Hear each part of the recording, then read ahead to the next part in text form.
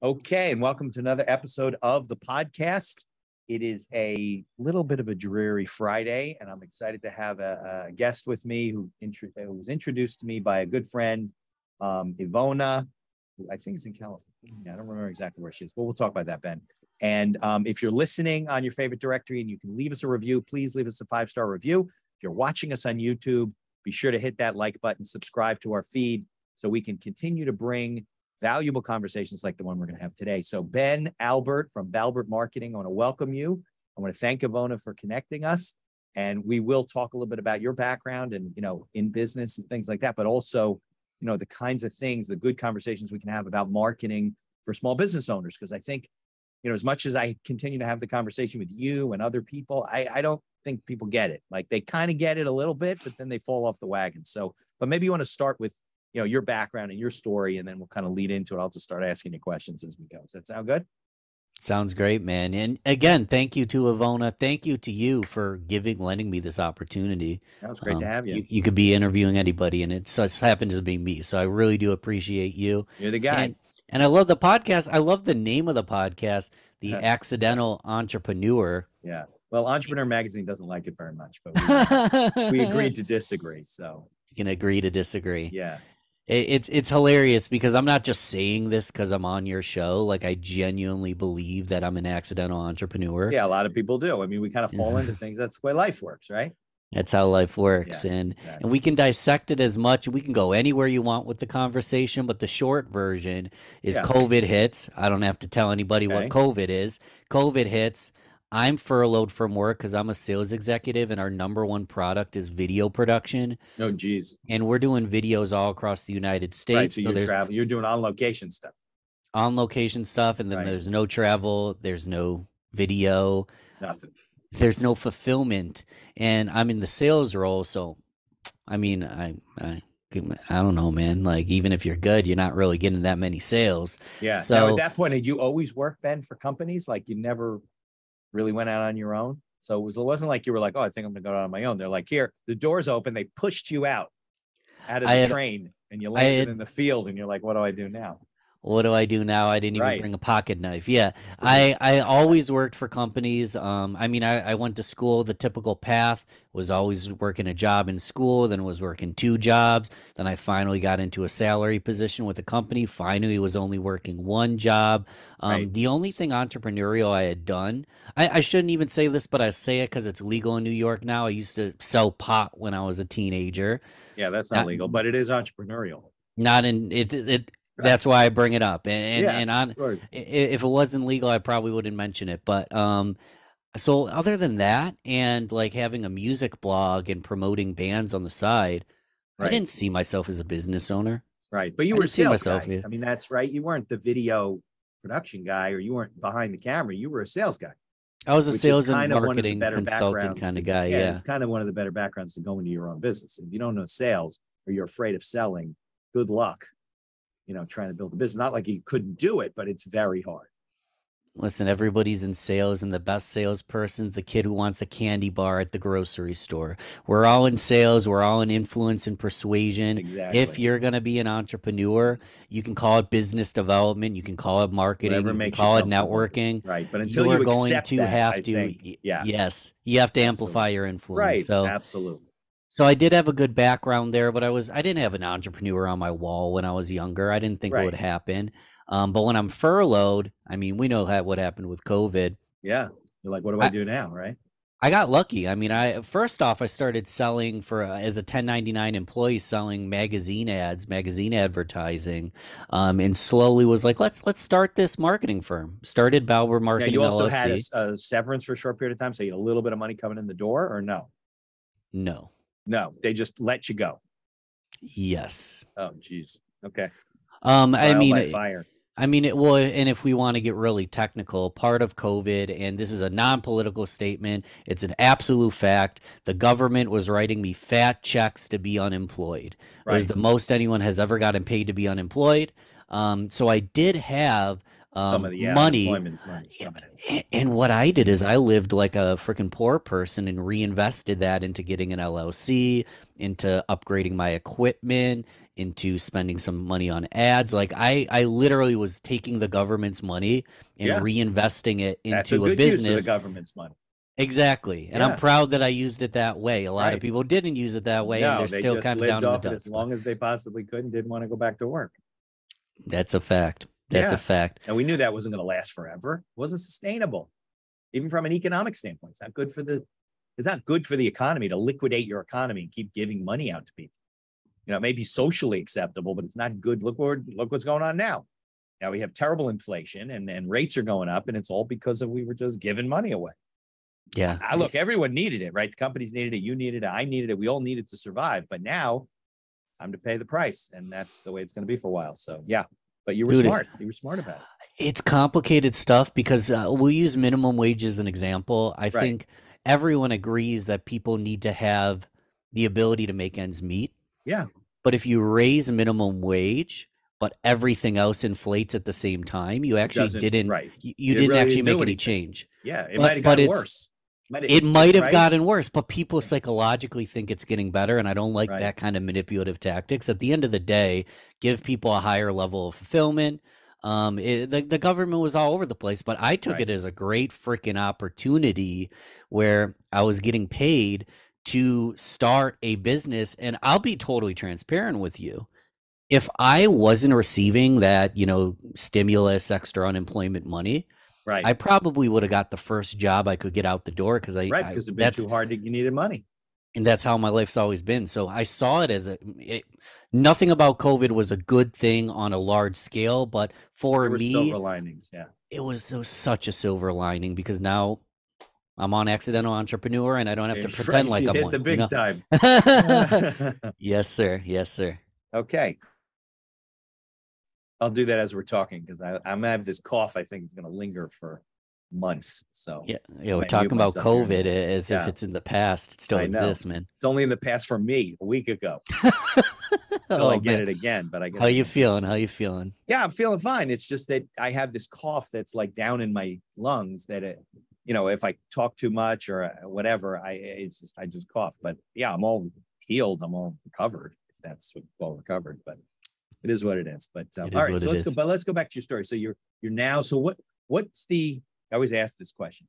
What's the first day of the rest of your life? Like you get furloughed, right? Now you're not that nervous because you know what's going on in the economy. You're going to get money, right? Everybody was getting money. It wasn't that hard. I mean, I know it was a nightmare for some people getting it approved, but yeah, states were a mess. But it was a mess. Yeah, but the money starts coming in eventually. So what's the first thing that you did? You're like, did you sit down and say, oh shit, what do I do now? Did you have a plan?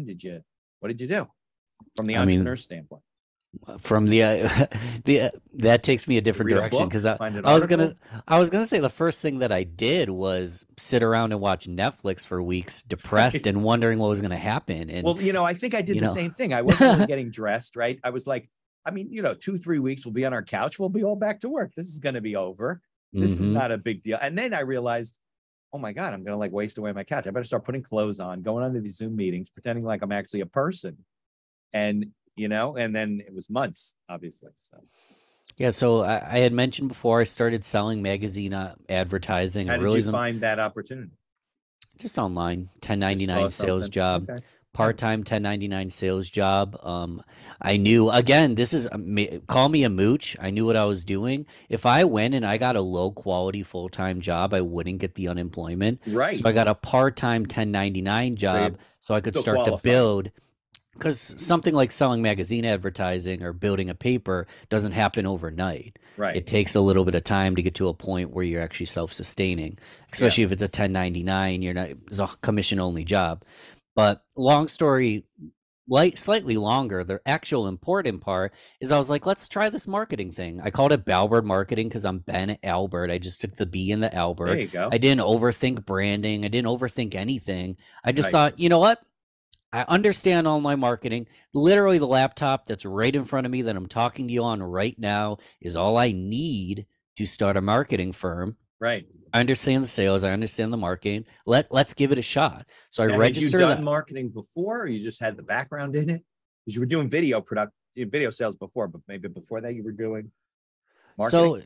So even the company where we sold video, we sold everything. We sold Google, we sold websites, we sold SEO. Got it. The primary product was a video production product, but I had sold the products, and honestly, I was the most curious and most annoying. I was not a good culture fit a lot of the time because Right. I didn't always follow the playbook the way it was written. Right. And entrepreneur accidentally, I guess. I wasn't following the playbook because I was always learning, I was always growing, I was always reading. Right. And the way people would present certain products was often potentially incorrect. So I would kind of get under I would just kind of grind some gears in this. But long story short, I was learning all the things I needed to know about marketing where Right. I could do the fulfillment person's job. I was Right. in a Because you sales can't. role. Right. But you to be an effective salesperson, you really do need to know what's going on behind the scenes and what the product is and how it works. What do you got to do? Because you're going to get questions like that when you're trying to sell and close deals. I And mean, you can't always say, "Oh, let's call it technical people," just doesn't make you look good. yeah, I mean, Yeah. you could be a salesperson and make a lot of money quickly, but if you're going to be a sales professional long term as a trusted advisor, you need to know your stuff. But there is a lot of people that just sling a bunch of lies and hurt a lot of people, Yeah. Right. and I'm not about that. So I was learning my stuff. I was marketing bands on the side. I had a music podcast. I Okay. was Oh, booking you're for already into venues. podcasting at that point. I was like a music guy, man. I was in Got it. podcasting in the music world. I was booking at bars. I was like doing all the Cool. stuff on the side, but I didn't even like define it as marketing. I was just sort of like a promoter and advocate for cool people. And I was doing that before I even had a job in marketing. Nice. But to get to the main point, I set up the LLC thinking, let's give this a shot. Let's see where it goes. The week of me setting up the LLC, a local charter school, Rochester Prep, they're a charter school. They had went completely virtual, as all Got it. schools were going. Right. And so they went virtual and they wanted to offer podcasting as an elective to their students. Yeah. A lot of schools are starting to do that now. Isn't that Yeah. cool? They're So my really letting first ever, podcast students. Yeah, I think it's and it's awesome. kick butt because we can I also think do it it's via great. Zoom. Every student Right. already had a Chromebook, so it wasn't good audio Yeah. Now quality. it's But fun for the kids, but they really learn a lot of good skills, communication skills and things like that. that's Yeah. I spoiler alert, my podcast class was not about tech. Everybody was at home. Right. So ultimately, we talked about communication, we talked about listening, we talked about setting up scripts, those kind of things. Oh, So it they was wanted really to do this like during COVID, like remotely and started virtually. they started. I think their first ever year was before COVID, and then they had to go virtual because of COVID. But the whole reason I bring it up is that was my first client. There you It go. And wasn't a you're up in Rochester. You're in that area. Rochester, Yeah. New York. Right. So yeah, Always been man. one or two. It wasn't a small to medium sized business that needs web design and SEO. It was actually an education role, which I would have never said yes to if I if I wasn't unemployed at the time. So it was Right. like Exactly. things started to happen for me, and it kind of like just things would fall into my place. It was really cool. And as a side note, the reason they found me Yeah, that was is my because question. How'd you my find them? How'd they find you? my music podcast ranks first on Google in the region. There you go. See, So no, I get business because of marketing, podcasts. Right, of marketing. course, being seen, right? Mm-hmm. Seen and remembered. They go, well, Ben must know podcasting if he's ranking top, right? I mean, he's like, so okay, good. They didn't know what to do, and they found you. So you weren't really looking for a client at that point. They found you. Yeah, well, I wasn't looking for a charter school. I mean, I'm not. Well, that's the I last thing don't. you're I gonna don't think, right? dislike kids, but I didn't dream of being a high Right. school, teacher. It, Right. it just sort of came out of the blue. Exactly. Okay. Yeah. So but that was still a freelance job, right? It wasn't. They didn't put you on staff or anything. That was a freelance job. Okay. We like adjunct, let's call adjunct. it. Okay. All right. Even good. even like a And this is vendor. high even. school kids, or they have all. There's a prep school, so they got what? Yeah, it What was grades? it was high school kids. They were primarily 10 to 12. And then after first semester, they loved the program, and then they did a regional program. So it's a prep school, but there's like 60 of them in the region. Got So it. then I did the local one, and then I did the regional one. So my number one source of income was teaching students. It wasn't even the marketing firm yet.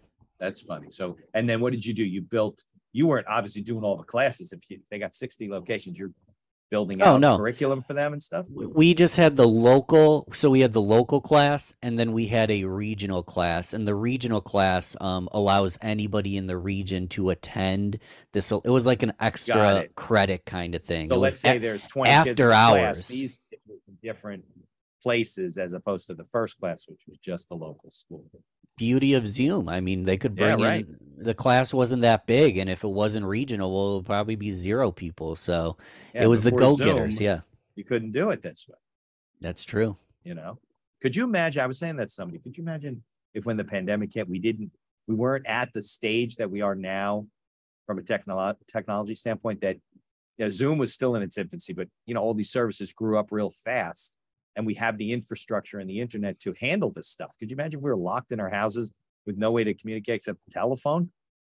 How could you go on a call with 50 people? You couldn't do networking. You couldn't do connecting with people. Imagine if the people in charge were the same people that told you that cigarettes were fun to smoke. Yeah, and the same people that told you that 6 servings of bread was like the core of a food pyramid. Like, we need to eat as much bread as possible. Right, exactly. What if those are the people running the world during the pandemic, and we couldn't communicate? Right. I don't know what would happen. It could have been freaking war. Could have been really bad. Yeah, really bad. I think we handled it really well considering the circumstance we were in. I didn't even know what Zoom was until, I had been told about it. I had some friends that did some like coaching with executives across the country. So they would have these little classes, but I'd never seen it. I'm like, well, what do you mean? There's people on the screen. I don't get it. And then I get an email from a friend. Hey, we're having a Zoom networking meeting on this date. I'm like, okay. Set up an account, there was all these people. Boom. I'm like, wow, I'm connecting with the world. So, okay. So you got your first gig, but it really wasn't a marketing gig. It was teaching kids how to podcast. That's right. But it brought some money. Yeah, it was something. And the beauty about the magazine gig is I'm a 1099, I'm my own boss with it. Right. So when I was reaching out to businesses, I was doing a ton of research. When I was reaching out to businesses, I didn't necessarily, and I don't have to go through the whole sales structure and the pitch, but I didn't necessarily say, hey, would you like to buy magazine advertising? That was not my pitch. Magazine was part of my collection of products. So I have a web design background. I have a Google background. I have an SEO background. So I could actually diagnose what they needed. And then I had the magazine as an option for them. Right. However, I could also sell them my products as well. So I was kind of just building my toolbox before I really had many clients at the time. Sure. And you weren't employed by the magazine company, so you could do whatever you want.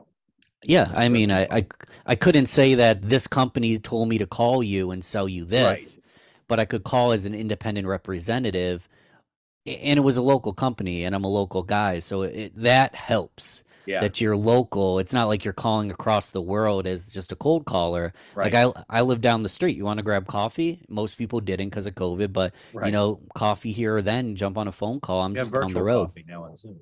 100%. Exactly. So that was how you started building your clientele. 100%. Who was your first client? You remember? Let's put the school aside. It was a real estate agent.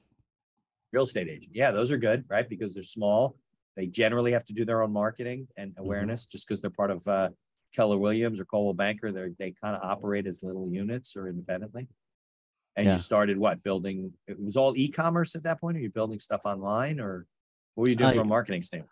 He needed a whole first impression overhaul. I see this all the time, and I hear it all the time. My number one source of referrals is word of mouth. And I'm like, yes, that's such a good sign. That's how it's supposed to be. Right. That means you're not scamming people. You're not pressuring people. Like, people are giving you good reviews. They like you. Right. So if your top source of referrals is word of mouth, that means people like you. You're providing good service. But then I Google search this person, and it actually looks like they showed up to work in their pajama pants. Right. They're not they're not paying attention to that side of it. 100%. Yeah. I find a lot of people that you ask them, well, how do you get your business? Oh, it's all word of mouth. I'm like, well, what kind of marketing? I don't do any marketing. But the marketing is happening actually because it's very hard to avoid the virtual world, right? Because there's people take photos of you, go to an event, things get posted. So you're out there. And if you don't work on that side of it, it's going to be a detriment to you. Like one can support the other. Mm-hmm. We were talking about that offline. And a lot of people really miss that opportunity. Now, look, I know some people are very busy and sometimes maybe they don't want to market the crap out of themselves and they got plenty of business coming in and it's working for them and whatever. But I think you still got to clean that up. I mean, it doesn't have to be a machine where you just got, leads coming in every day and this and that. Some people aren't that ambitious. That's fine.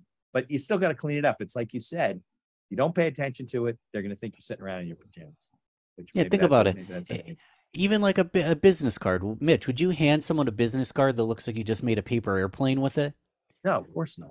We're talking about a first impression here, and I'll use event promotion just because it's so visual. Yeah. If someone's an event promoter, but you Google search them and they look like they're a freaking slob, what reflection on how they run their events does that make? Right. So some people are more slobby or contra. It's the same thing. You get a word of mouth referral, you go to Google.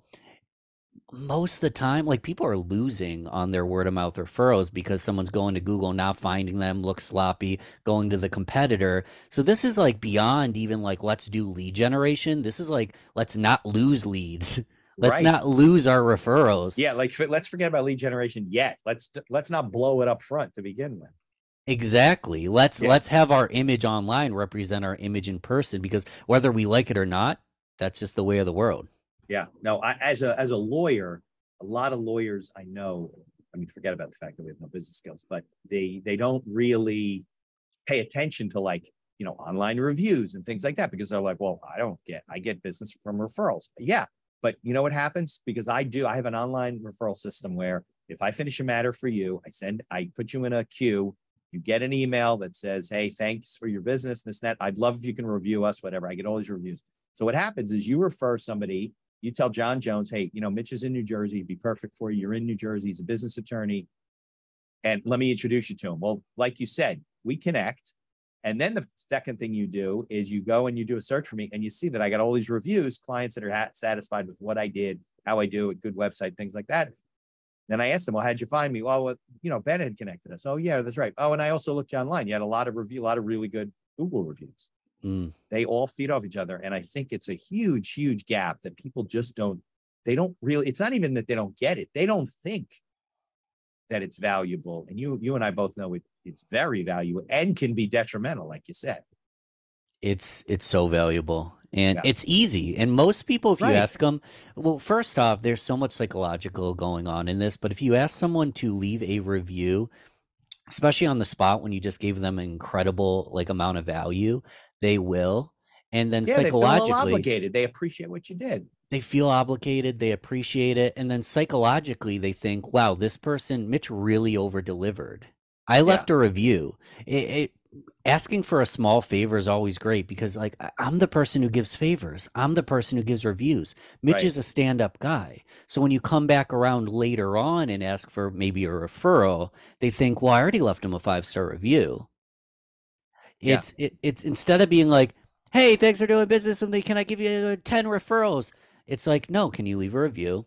They leave a review. You stay, you send them, whether it's a newsletter, you stay in their orbit. And then when you ask them for the referral, they're like, you know what? I actually like this guy. And then they give the referrals plentifully because it was their choice rather than you trying to pull it out of them. So there's a lot of psychological things going on when you're building a relationship with your clients that's beyond just the 5 stars. Of course. There's so much going on there. It's like permission marketing. As a professional, as a lawyer in New Jersey, and this is true for other professions in some cases, I cannot ask for referrals. It's not really ethical for me to say, Ben, I did a great job. Hey, who can you refer me to? Now, you might be fine with that, or you may also file an ethics complaint. So, I don't do that. What I do is I ask people to review me, and if they need, whatever. So you got to do a soft sell that way. Some of the professions you have to, as opposed to other sales jobs where you can, what's a good example? Your financial advisor, right? You do a whole workup of somebody, you do a fact finder, you learn about their family. And while you're going through it, you learn who their brother and sister-in-law is and these people. And then you might say, hey, Ben, you mentioned your brother-in-law lives in central New York.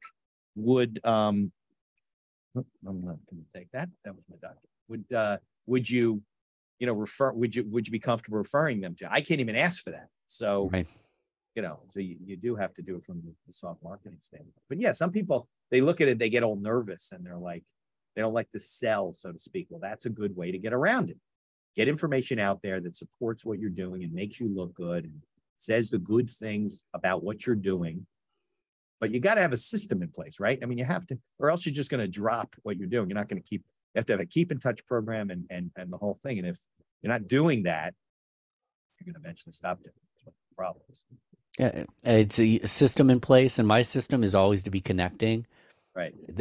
I think it's kind of toxic in sales. The ABC of sales always be closing. You're Right. closing on the appointment. You're closing on some yes ladder to get them to buy. You're closing on the buy. You're closing on, like, stop closing people. It's too much. Yeah. Right. Always It makes you uncomfortable. It makes them uncomfortable. And by now, like it's you can like smell the commission breath on people, and Yeah, it's uncomfortable. I know. I don't want to be sold to. They see right through you. I want to be empowered. I have a sales background. I don't sell anymore. I empower people to buy through the Right. way I market. So Right. instead of always be closing, always be connecting, always be Yeah. front of mind, Good always be advice. providing value. Yeah. And then they will come to you when they're ready, and your clients will love you and love working with you, and you be your best advocates because you didn't force them into a relationship they didn't want. Right. Well, I mean, good salespeople are supposed to help you make a decision that you should be making that's good for you, not feel like they're forcing you to do That's right. something that you really don't want to do anyway. That's not That's sales. I mean, people look at it that way, like sales is getting people to buy stuff. No, that's not true. It's getting people to make decisions that they need to make that are good for them. Something either they don't understand, they're not educated, where they don't see the value of it. And then they can make it. There's enough people for you and I to talk to that we don't have to always be closing. Not at all. It's my girlfriend taught me this, and I'm going to butcher it, but so I didn't even know what a sale was. So again, I'm butchering it, but basically a sale is when person A agrees to pay for person B's whatever, and then Right. person B fulfills their end and person A pays for it. So just because you got an agreement, if there's no transaction, if they Still gotta never execute. pay, Right. you have Right. to execute. Right. You got And to I deliver the feel product, deliver the service, then you pay for it. exactly. Just because someone agreed to buy something doesn't make it a sale. It's a sale when you can execute above what you maybe not above what you promised, but at least what you promised Right. on both ends. That's a sale. Right. I Yeah, used look, to there's think some industries yeah, you can't even collect money until you execute. right, Maybe a little bit of the money, but not all the money. You have right. to finish the job. Your home improvement contract. And that's why it's always be connecting. Customer centricity always and be connected is very good. fulfilling orders properly is the true sales and the true way of doing business. It's not, oh, I just have a high top line, but you have a low, everybody cancels on you. It's not a Right. way to live your life. Or they're unhappy with you. They'll never recommend you. That's not a way to live your life. No. Look, I guess there's some people that don't care. They just bully their way through and they just get these sales, but it's not something that I aspire to. It doesn't make me feel good to sleep at night. You don't feel good about what you're doing and helping people.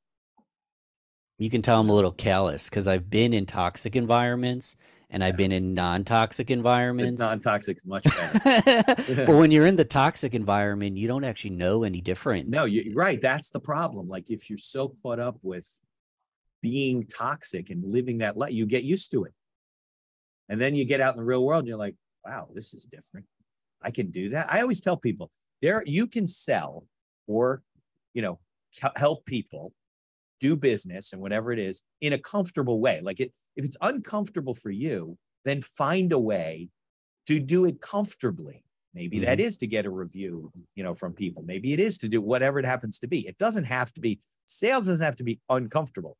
If it's uncomfortable, you're doing something wrong. You need a new approach because you're going to eventually hate what you do, quit what you do, because you're just going to be, like you said, you're going to just feel like nauseous.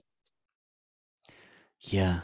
And you deserve more, especially if you got a good product and service and you're an entrepreneur, a business you owner. Be helping people, feeling good about it. You get well paid for what you're doing. I tell people all the time, you're doing someone a disservice if you have a great solution that can help them, right, but you're too shy to right, even offer them the opportunity to learn about it. Yeah. I don't Exactly. know how Well, we got on sales, but I like talking about sales no, no, because no. every entrepreneur, Yeah. you said it, every entrepreneur is going to have to be able to sell at some point.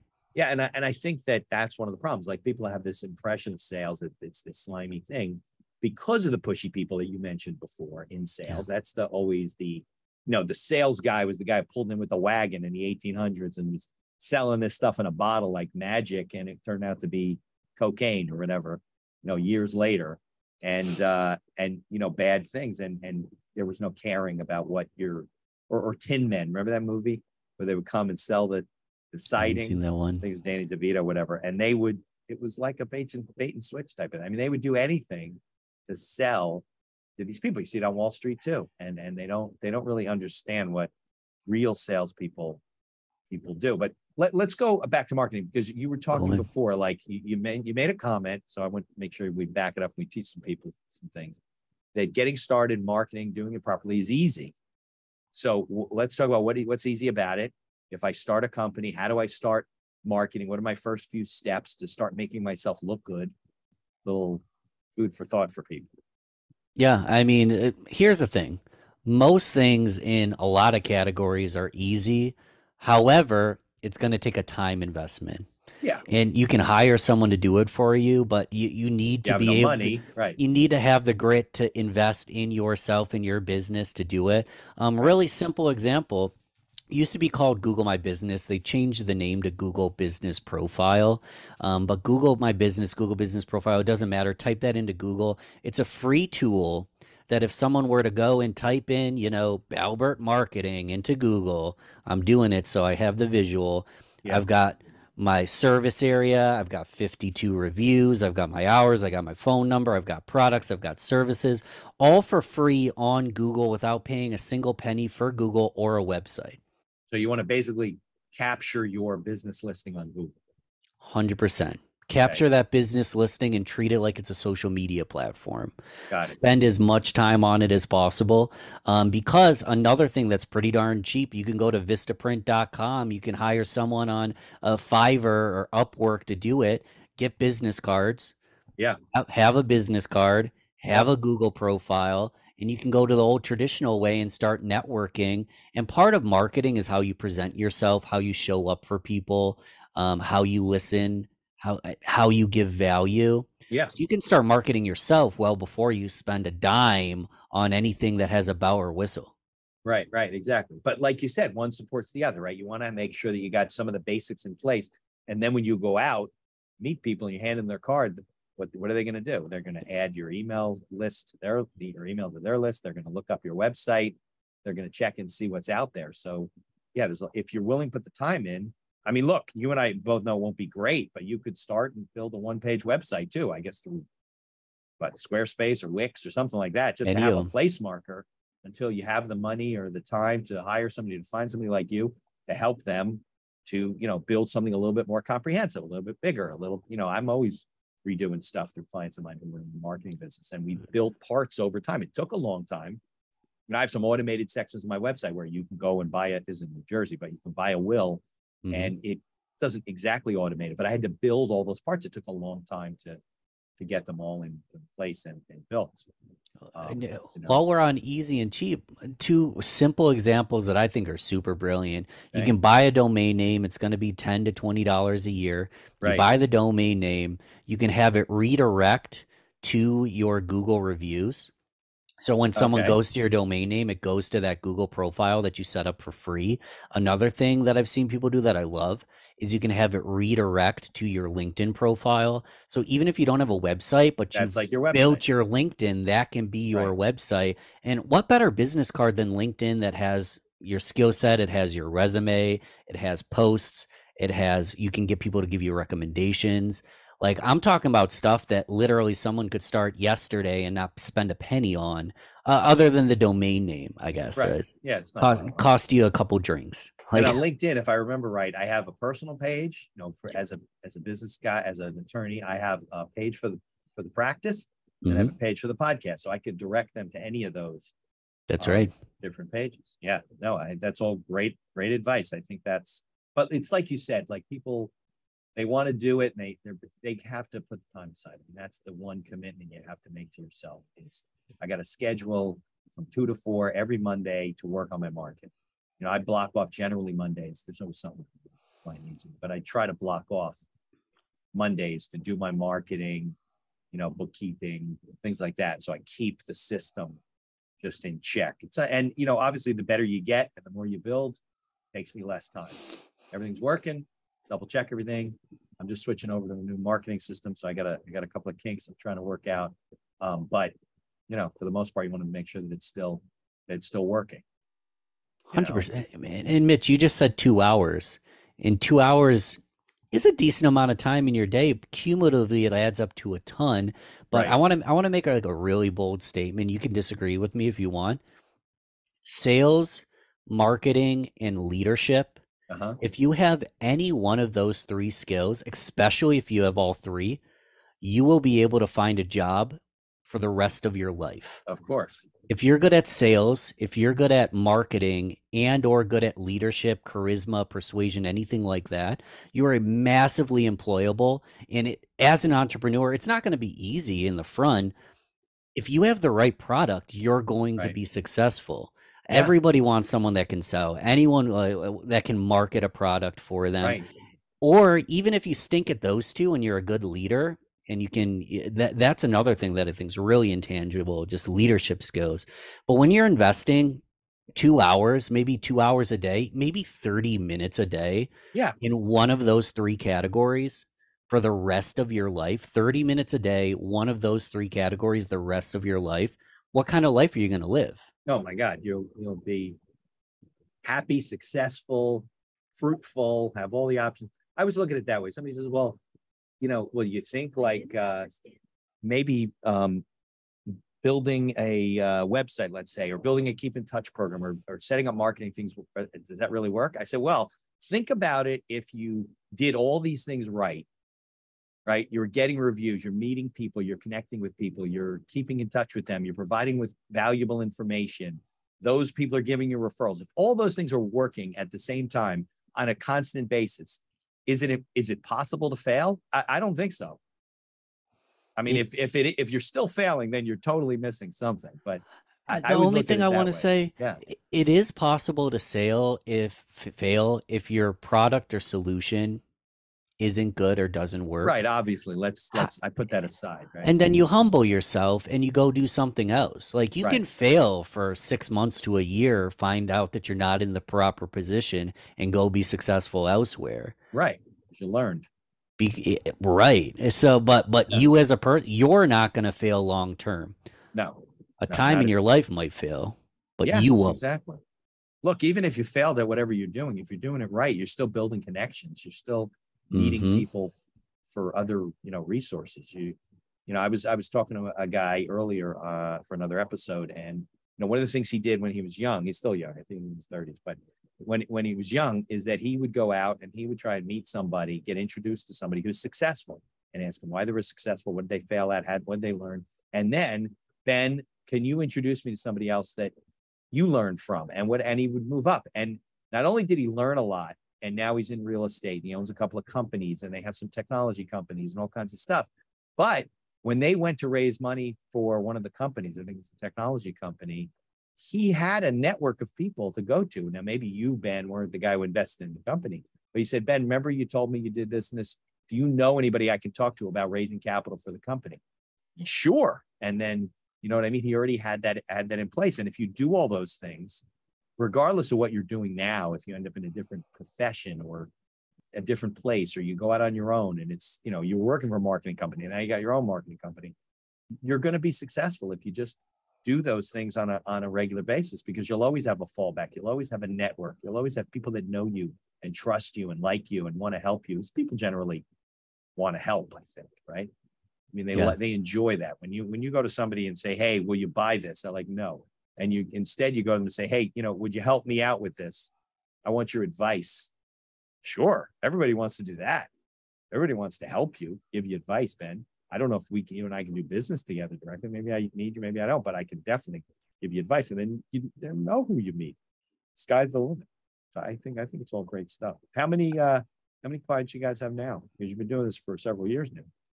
Dang, I can't give you a count. That means it's a bigger number than 3. Well, so yes and no. Here's the thing.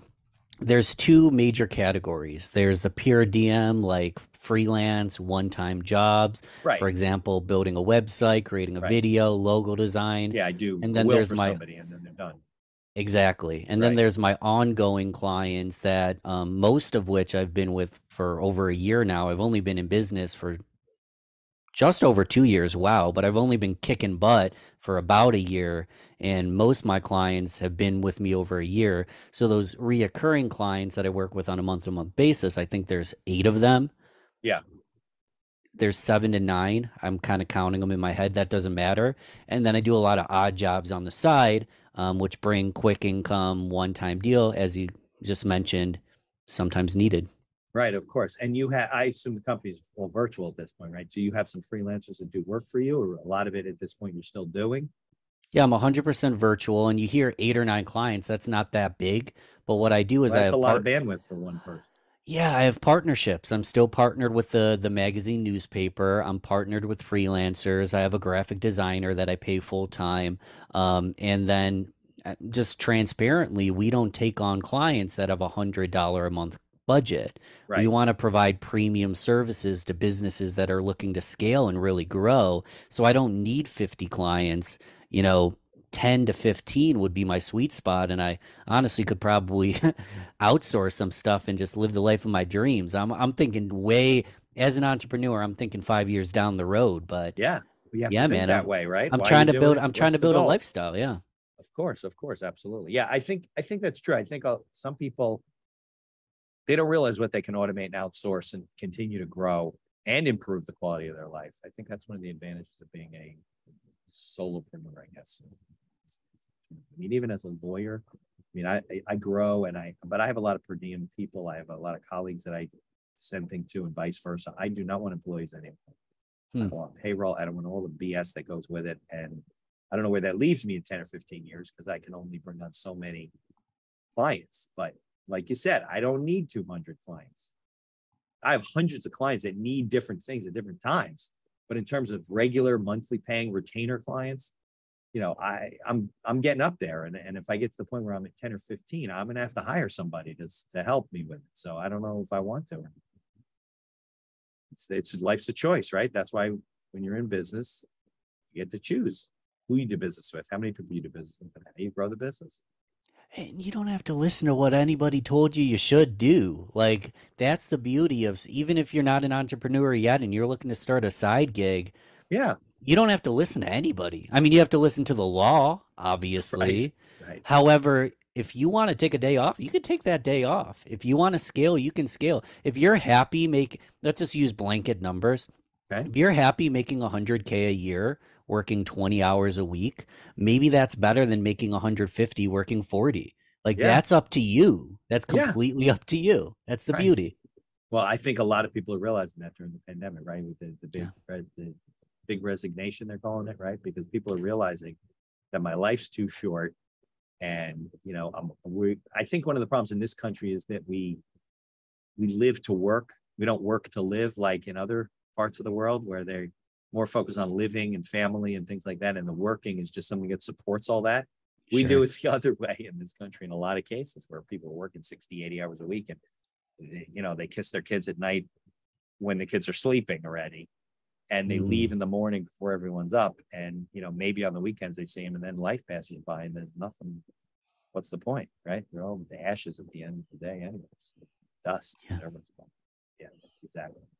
Well, I thank you for sharing your advice. I wish you the best of luck. I want to stay in touch and follow your progress. And, maybe we can check in a year from now and see what's going on with the business and what are the things people should be doing and stuff like that. What's the best way for people to get a hold of you, interact with you, learn with you? I'm going to guess LinkedIn is the first place. Yeah, so I'll make it super easy for people. And we'll put the links in the show notes too. So the links are in the show notes. I'd Google one of two things. Google Balbert Marketing. That's B Albert Marketing. All right. Balbert's one word. Right. And it's on your screen, your virtual background. Yeah. Yeah, the Balbert logo. There you So go. Google Balbert Marketing or Google Real Business Connections. Real Business Connections is the podcast. If you want to listen to just incredible conversations just like this, we didn't even touch on that. We could go freaking 5 hours on just that. As people you should know, definitely subscribe to the podcast. How often do episodes come out? I'm reducing frequency, but at least twice a week. Oh, that's a lot. I was doing twice a week. It was getting too much. Now I do once a week. It's the beauty, and we don't have to get into this, is I have enough clients that I don't have to do. Podcast is an incredible networking tool, right? But it's taking time from my clients, so I have to reduce the podcast simply so I could serve more people. But if you were to Google Balbert Marketing, my website, I'm redoing it. It's literally just a one-pager with all my links in one spot. Got it. So literally the LinkedIn, the Instagram, the Facebook, the podcast, all my services are all right there. So just go there, and my Calendly link's there too. I don't charge people for my time until we actually start implementing a solution. So if you want to network and chat, let's talk. Sure. So it's all right there. All right. So Ben, I can't thank you enough, and let's definitely stay in touch. People reach out to Ben, go to Balbert Marketing, connect with him on LinkedIn, and let's all start learning from each other. I think it's always a valuable exercise. Thanks, Mitch. Appreciate you.